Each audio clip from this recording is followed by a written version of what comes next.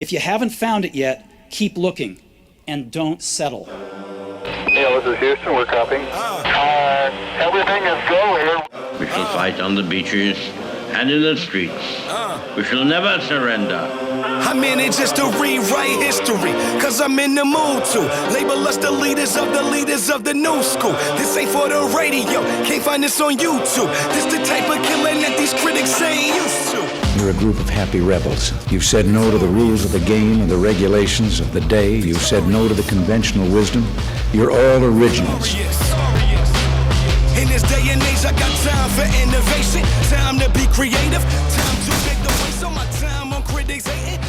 All right, everybody, we're here today with Randy Watt, and I'm Jeremy Barker with 90 Proof Wisdom, and we wanted to talk to him and get an update on what was going on with his efforts in Afghanistan to help save some lives, pull Americans out and Afghan allies out, and heard some hurdles at the gym. We work out at the same gym every morning, and I kind of wanted to bring him on. I think the people that listened, there was a lot of positive feedback on that podcast, by the way. We had a lot of people said they learned more about what was happening there than anywhere else they could find it. Yep. So this is an important follow-up. This is more of a part B follow-up on what we're at and how we look. How many days later is it?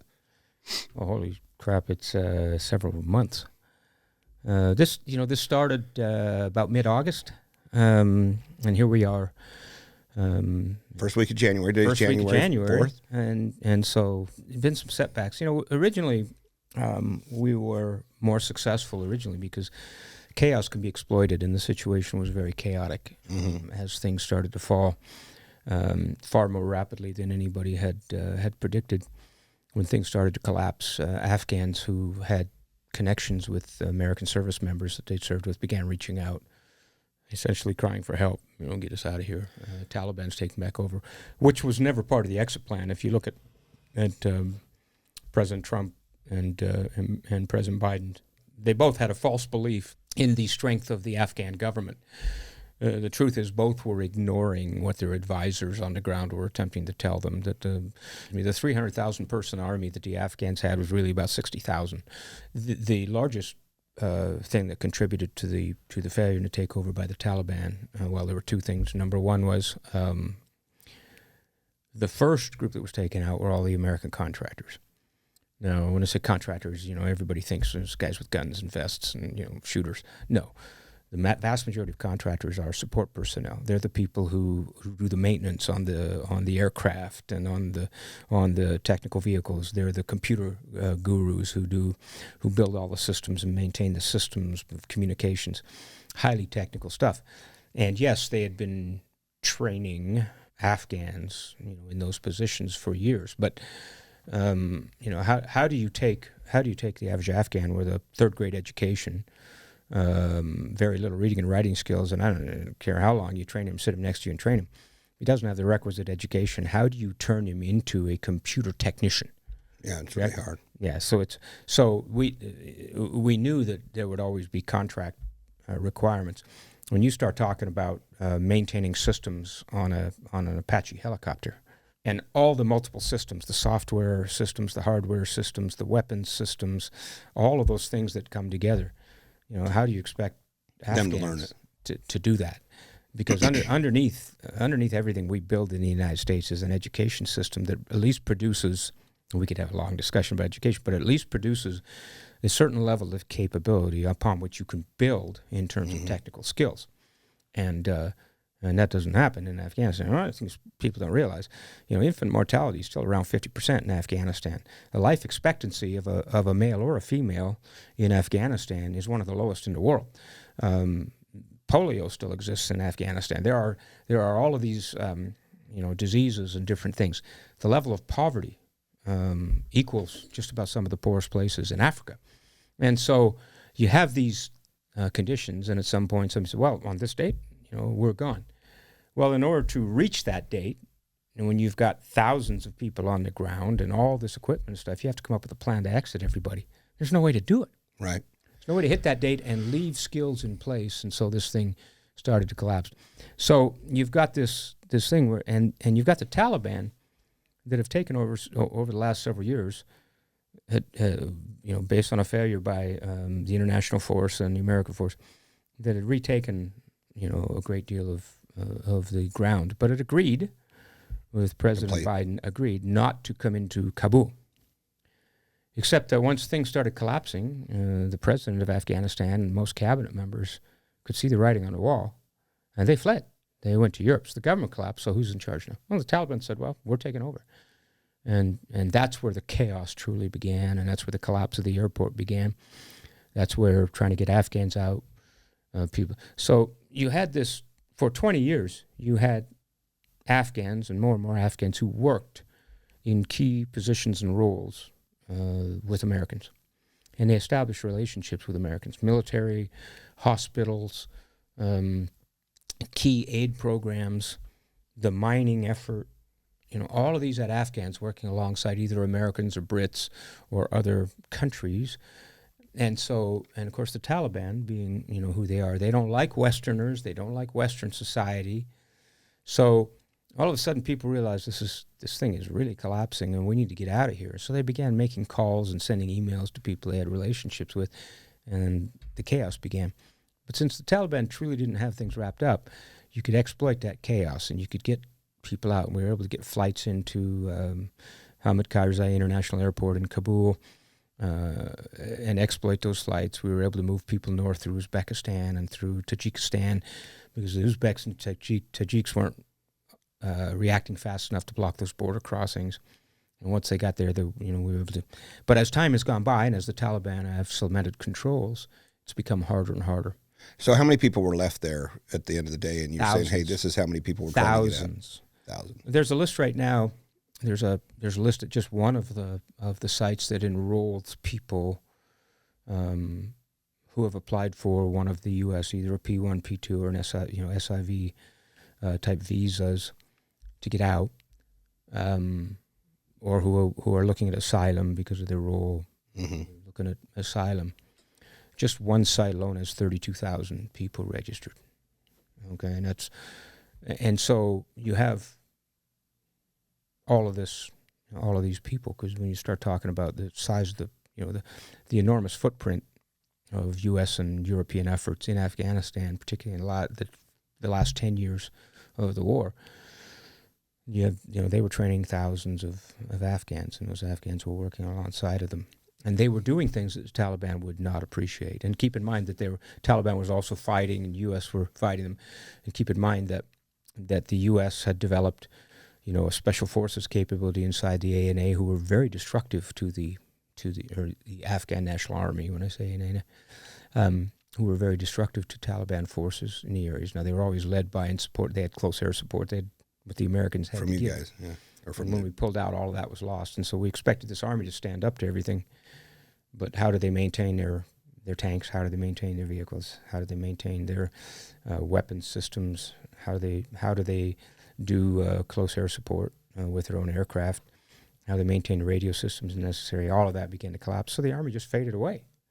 And look, there's no way we're going to stand up, and particularly when the Taliban were being supported by Pakistan. Mm-hmm. And so they're being armed and equipped and getting intelligence from the Pakistani ISI, the Internal Security Service. And so you have all this happening, and you have American guys like me who had served in Afghanistan who had friends. And it starts out with one person and their family. And Afghan families tend to be pretty large. I mean, I've moved groups as large as 17 or 20 in one family. That's one mom and dad, or is that multiple people living? It's grandmother, grandfather. Got it. Their kids and then grandkids. Yeah. But how things work in Afghanistan is if Jeremy Barker is the guy who was a general in the Afghan National Army fighting the Taliban, then every person below him is going to get killed. Because inside the principle, particularly with the Pashtuns, there's a principle of a blood feud. And blood feuds go on for literally centuries. Right? You kill somebody, it is the duty of the family survivors of the family to kill one of yours. And so, you have this tribal aspects and these different things, particularly the more you get outside of Kabul and you get out into the hills, the more, foreign this seems to Americans, but the less civilized, let's call it, and the more tribal and the more hierarchical leadership and direction. And Afghans as a people, Afghans love a fight. That's their thing. That's their thing. There's a spring, and what people don't realize is when the Afghans aren't fighting a Westerner or an invader, they're fighting among themselves. In fact, there's that going on right now, which is causing part of this problem too, is that the Taliban's not a fixed hierarchical set, of a government. What they are is a loose affiliation and occasional alliance of tribes who have come together to repel the invader and then to govern. And what they're finding out is governing of this country is a whole lot different than governing something that's got a than democracy. trying to remove somebody. Now, there's very little hard currency. People are starving to death. You have all this stuff going on. Well, over the course of up until now, we've been able to, there are 2 or 3 groups of us who work together, and when we can find funding, we've been able to move a little over 500 people in the 4.5 months that we've been doing this. But it has slowed to a real trickle because, for 2 things. Number one, the Taliban have cracked down harder. The State Department has not, U.S. State Department, has not come through with any of the promises that they've been saying in the press about speeding up approvals of visas, third country visas, or visas to the United States. Funding is getting very difficult to get people out with. The environment has changed dramatically. Has the price gone up quite a bit per head? Yes. What are you spending per head to try to get somebody out of there? It just depends. It depends on the I shouldn't say per head, but per soul. It depends on how long we have to keep in a safe house. The price of safe houses in Kabul, in Jalalabad, in Mazar-e Sharif, the prices are steadily going up. Paying the bribes, getting the visas to get them over into Pakistan. If we can stay in Peshawar, which is just across the border, you have the most common crossing we use is a Torkham border crossing in Torkham, Afghanistan, which is down the road from Jalalabad. It's hard to describe, but you go to it's in the mountain region. Right on the other side is the village of Peshawar in Pakistan. And we have some safe houses there. We have some people who are sympathetic to the Afghans. But you also have, because it's still in Pashtunistan, and the Pashtun, the majority of the Taliban are Pashtun, you do have some Taliban sympathizers who are attempting to find people and hunt them down and kick them back across the border so the Taliban can get them. So you try to move them to Islamabad. Well, the price of safe house in Islamabad, the capital of Pakistan, is about 4 times what it is in Peshawar. It can cost me anywhere from $5,000 to $25,000 by the time I get a person out and get them a family usually, and get them to a third country. We've got so this $5,000 to $25,000 for a family of It can be as small as 2 or 3 people, and Okay. it could be as large as 15. It just depends on. It's generally limited. I generally, like a family of 12, 14, 15, I generally have to break up into 2 groups because finding Just too big. vehicles large enough to move them, finding drivers willing to. We have a team of drivers, and they charge X to move them, and they've got their safe routes, and they know people at the checkpoints, and the money for the bribes, checkpoints to get them past. One of the greatest ways, because people are starving, because Taliban's falling apart, because they're Taliban personnel, soldiers, secret agents, whatever you want to call them, they're not getting paid, so they're not getting fed, they're not eating, their families aren't eating. So corruption is Right huge. now. It's Right rampant. And I can get people through the checkpoint by buying, $20 American of non-bread, which is a lot of bread. That'll feed a checkpoint for 3, 4, 5 days, and delivering that. But that's $20 American. That's more than the cost. The guy who's, we have to time it. The shifts at the checkpoints, the shifts at the border crossing, some kind, and they're not regular. So what our people are doing, they're watching, and when Jeremy, who's the guy that works with us for some money and bread and stuff, and who's kind of in charge and will let people through, we have to watch and make sure Jeremy's at that So, we move a family It to... has to be fast when you see him. Oh, yeah. We move a family to Jalalabad, all right, and we put them in hiding. And then our guy, whoever's doing this in Afghanistan, he's watching the border crossing. When Jeremy comes on duty, that vehicle is running to the border, and this guy's making contact. So they're constantly mapping for us. I mean, we have maps, and we know that, okay, the checkpoints have moved. They've changed from here to this place and to this intersection. And this guy's moved. Who's running it? So we have this constant intelligence effort going on. And this is many, many groups of us together. We are inside the chat rooms. We're inside secure chat rooms, and we're talking about conditions. And we have analysts. When I say we, I'm talking about this alliance of groups that are moving people, everything from Task Force Pineapple to Cobra 20, which is my group, to Save Our Allies, to a whole number of groups. And we're working together to try and keep a common operating picture of what's going on in Afghanistan. So we know when to move and how to move and how much does it cost now versus, what did it cost yesterday? And so what am I going to be able to do? And I've only got so much funding. So how do I prioritize? We're going to take this family out, but this family's going to have to sit.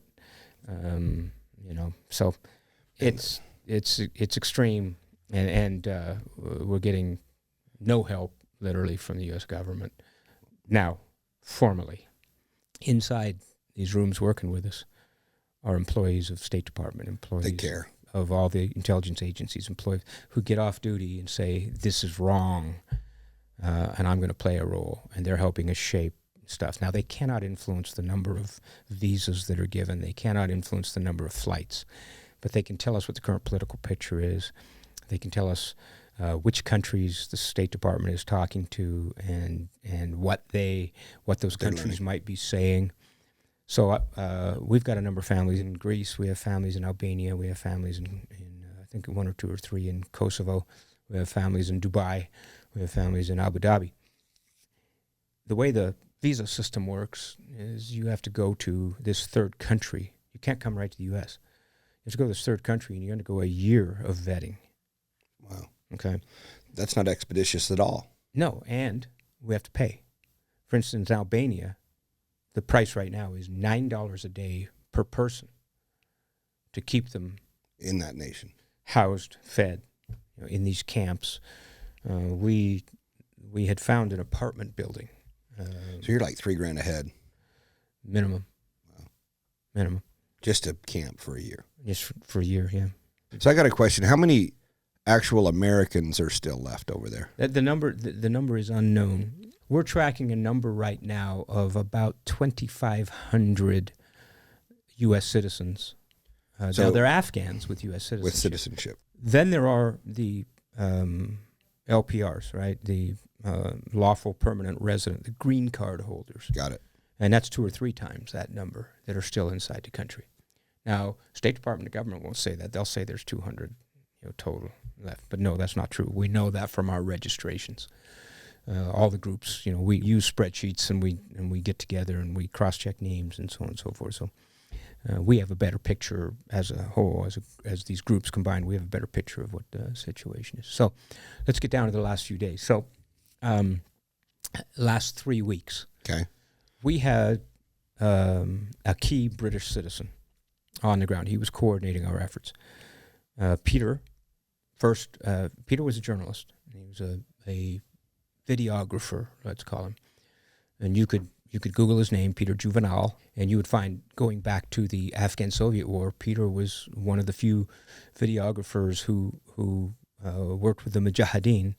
And so almost all of the news footage that you saw back then was him. Back in the 80s of the Mujahideen fighting the Soviets were Peter and 2 or 3 other guys who were the videographers.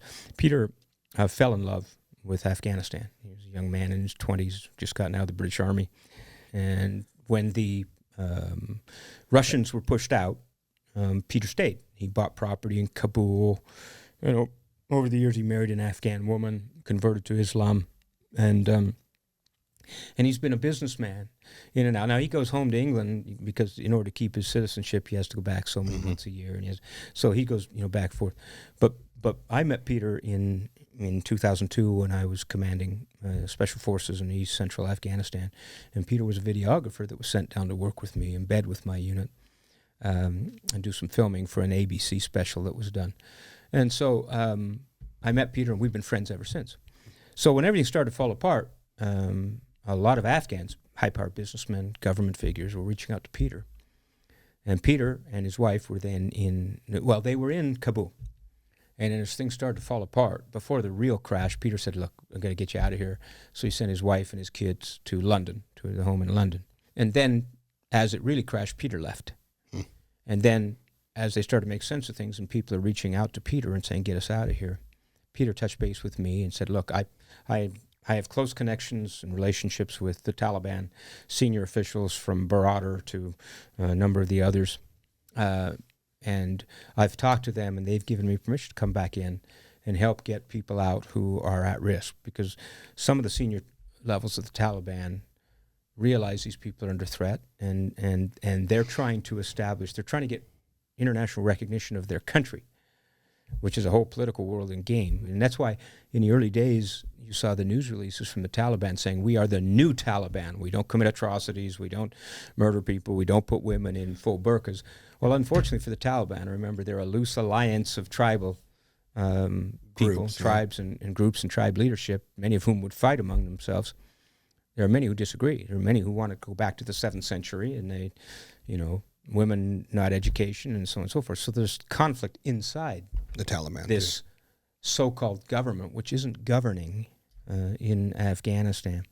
So Peter had all these permissions, and he talked to me, and I found funding, and we moved Peter back into Kabul. And he was meeting with senior Taliban leaders, and they were friends, and he was getting letters of support and different things. Well, on December 12th, Peter went to view a building. It was the former British embassy. While he was checking that building, because he'd received word that it was for rent, and he was looking for a place to set up another office, some Ministry of Interior, and in these countries where there's a Ministry of Interior, that's like the head of investigations. And the Ministry of Interior runs all policing, runs all investigations, all everything on the inside. Counterinsurgency, all counterterrorism, all that. And these are Taliban guys. And so they come up and they grab Peter. And they put him in jail. Well, Peter's driver, who was employed by Peter and funded by us, Peter tells me everything's fine. This is all a mistake. You go away, and then when I call you from the MOI headquarters, just come and get me. Well, the MOI, Peter's driver waited 24 hours. He didn't hear anything, and then he contacted Peter's wife in London, and she contacted us and said, "This is what's happened." And oh yeah, we were all sure it was a mistake, and so on and so forth. Well, Peter's still in custody, so here we are. 25 days later. Right now. Mm-hmm. Still in custody, still incommunicado. When we believe we know where he is and where he's being held. He's been interrogated. So there's no reason to be holding this guy. However, what we found out over the last few days through sources is that Abdul Asik is the head of the intelligence division of the MOI, Ministry of Interior. And he was picked up in 2002 and was put in Gitmo. At that time, he was the director of the Taliban's vicious intelligence service. Vicious, absolutely vicious. He was picked up and he was put into Guantanamo Bay. His Guantanamo number is 4. So he's one of the first people. He's one of the first, right? And he was there for 10 years. He was one of the Taliban 5 that were released by President Obama to the Qataris. And in 2 years, he was back inside. So what we found out a couple of days ago is that no one else in the Taliban structure wants to hold Peter. They say this was a mistake. He's innocent. He's not a spy. Wasik is saying he's a spy. He's a British and an American spy, and we're going to continue to hold him. So right now, originally we were working on a plan on who to influence and what we might do to get Peter out. But it went on and on and on and on. And people would tell us, our sources inside say, look, it's all a mistake. As soon as they hold a meeting, the key person's going to sign the paper and Peter will walk out. Well, Not happening. Isn't happening. And now we found out that the head of the intelligence service, who's an extremist, and who Is the one not wanting hates him out. America, hates the CIA, hates England. He was in prison for 10 years in Guantanamo. He has a vengeance. And deservedly so, and should never have been released for all the atrocities that he committed. And I think this is his way of getting revenge and retribution. Now, governments will not get involved. The British government is not going to get involved, and the U.S. government's not going to get involved, and the Germans are not going to get involved because Peter's mother was a German citizen. So, and the reason they're not going to get involved is because if they open lines of communication, either formal or informal, if they open lines of communication with the Taliban, that's tacit to a recognition that the Taliban are the governing authority in the nation. You wouldn't think of it that way, huh? Yeah. But because if you communicate through them, now they're the authority. There's a strategic component. Right. We, the United States, do not recognize the Taliban as legitimate governor. We recognize President Ghani, who is currently in Europe hiding. He took his money and went to Europe, and at some point, we would expect to return. But that's the government that collapsed, and we do not recognize the Taliban. The Taliban are listed as a terrorist organization on U.S. territory. So now we have not done anything on getting people out of Afghanistan in 3.5 weeks. We've been working on nothing but. So you've been stalling. Every day we're working on stuff and using sources and trying to get information, finding who we might influence in some way. So when Peter went, get Peter released, and we lost some of our ground coordination. Yeah. Now we have other. We could still be moving people, but it's taking all of my energy to work on this situation with Peter. It's 12, 14, 16 hours a day. Wow. But we will eventually get Peter out. We just don't know how long it will take. In the meantime, you're we stalled. Will eventually, and we'll get back to getting people out. What were you averaging a month of getting people out in the initial from mid-August? Well, in September, 4.5 October, November. months, the three teams working together got a little over 500 out. So that's pretty good. Yeah, it was good. It's a lot of families. It's a lot of people. It was good. Overall, what's your end goal? What are you looking? What do you want this? What do you call your thing? COBA 2. COBA 2.0. COBA 2.0. And we're a little tiny group that's not very well known, but we work with Save Our Allies, and we work with some of the remaining elements of Task Force Pineapple and so on. And we work together, and we've got great people on the East Coast. We've got great people in England that we're working with. So the end objective would be to get as many of these, however many thousands. Do you have a number of what you're looking at trying to accomplish? We sort of have a stated commitment until the last one is out. Okay. That's not. But that's hard to know, right? I guess it's hard to know. But there are 32,000 names on just one list. Yeah, so it could go on for years. Yeah, so I see myself doing this for a while. Now, one of the things that happened is funding is getting really tough. Finding money, finding donors is getting really tough. Just the nature of who we are as a society. The American attention span is about 30 minutes long. Well, their attention has moved on. Well, now it's about 8 seconds. Yeah. Right. So how do they fund? How do they go to contribute to you or contribute to the same this? place we talked about before, the United. Let's do it again. United Afghan American Council, which is in West Valley City. West Valley City. Is there a website that you go to? UAAC.org. UAAC.org. Okay. And it's a 501(c) registered charity. And it's completely tax break. They do. So everybody, that's one way. And the guy who owns it and runs it is an Afghan, Yama Mustafawi, who escaped from Afghanistan in 1997 and went to Pakistan. And then in 2004 came from Pakistan to the United States. And set this up. And it's got a way to funnel it out. Yeah. And it is authorized 501(c)(3). He's a successful businessman out of West Valley. And when all this started happening, he immediately filed for and built, because he knew he'd have to move money. And I will tell you that based on his heart, they take no fees off the top. So if somebody gives us $1,000 that's to go to the Afghan effort, it goes to Afghanistan. $1,000. He takes nothing off the top. No penny. So this is all being operated and funded by him, and then all the donations flow through. Coming outside. Well, sure, but I mean the base cost. He's handling the money, and then if I need $200 to go to this person in Afghanistan so they can eat for a month, he has the network because he had businesses in Pakistan and Afghanistan, and as the businesses collapsed, he kept paying the employees. So those employees in Loyal. Pakistan and in Afghanistan, they all work for him. So they're all doing our work. Right? They're loyal, so he's still paying them, $100 American in Afghanistan. A family can eat for a month, 2 months. What does your success look like on the round as far as this is how much we're looking for? I guess you don't have a cap, but what? I wish I had if I had an ongoing war chest of 250,000, I could do a lot of good. Where you had a baseline of 250 and then you could keep getting donations throughout, but that would be your feeding baseline. That as we needed to. The one thing I have not been able to do is I have not been able to break into big donors, and mostly that's because the big companies like Glenn Beck's effort and Task Force Pineapple, they leveraged all the connections for networks for the large type donors. But I'm about to try to make an effort to talk to big businesses in Utah and say, look, You got some big ones right now. we do. We have some big ones in Utah, but I tried this, tried getting introductions to them and the purposes. I got turned down for, not even a dime from 3 of the major ones in Utah when we first started. They said, no, we're not interested in that. And they're good people and they're Sure. good companies and they have a right to do that. But said, no, we're not interested in that. We don't have any interest in funding that.